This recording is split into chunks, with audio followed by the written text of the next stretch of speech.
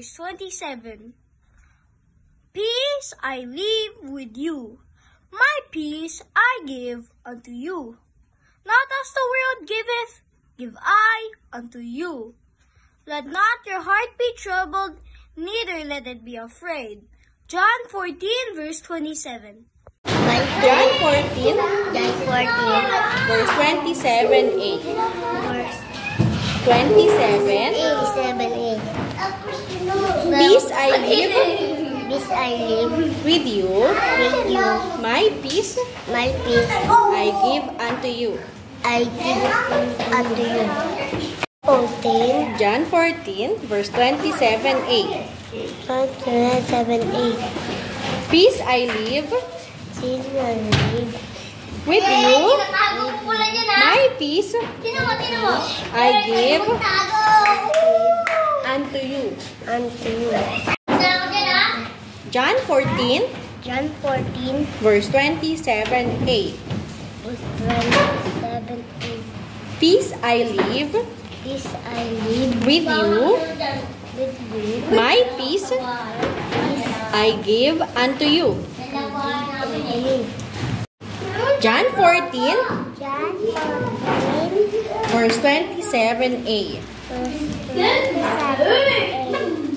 Peace I leave with you, With you, my peace my peace I give unto you. I give unto you. John 14, John 14, verse 27a. verse 28. 27a. 27a. Peace I leave Peace I live with you, with you. my peace My peace I give I give unto you. unto you. John 14, verse 27a. 7, 8.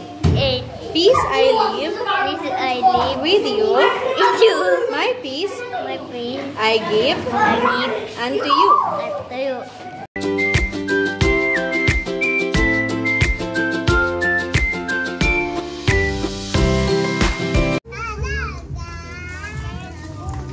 Unang mga hari, chapter 8, verses 60, upang maalaman ng lahat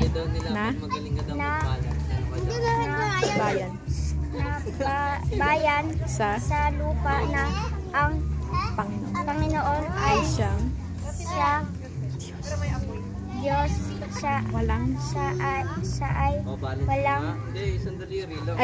Diyos Diyos walang iba. Unang mga hari, chapter 8, verse 60, upang maalaman ng lahat ng bayan sa lupa na ang Panginoon ay isang Diyos, wala nang iba. Unang mga hari 8, 8 verse 60 upang alaman ng lahat na bayan sa lupa na ang Panginoon ay siyang Diyos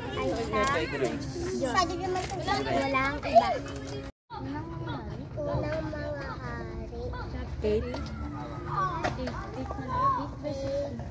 8 verse 60 upang upang maalaman ng lahat ng bayan sa lupa ay siyang Diyos walang iba. unang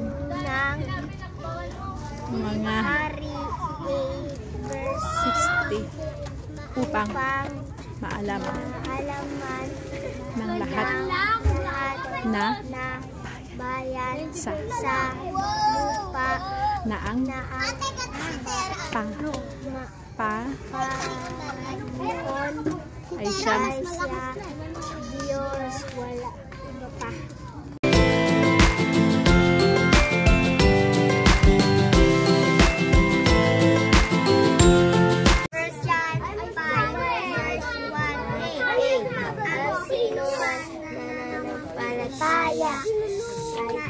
na si Jesus ay siyang Kristo ay Mang. 1 John 5 verse 1a. Ang sino mang nananampalataya na si Jesus ay siyang Kristo ay siyang ipinanganak ng Diyos. 1 John 5 verse 1a. Ang sino mang nananampalataya na Si Jesus ay siyang Kristo ay pinanganak ng Diyos.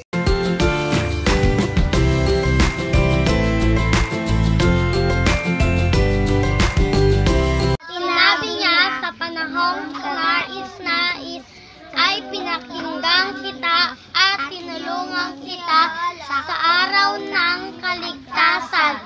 Ngayon na ang panahong kanais-nais, ngayon na ang araw ng kaligtasan.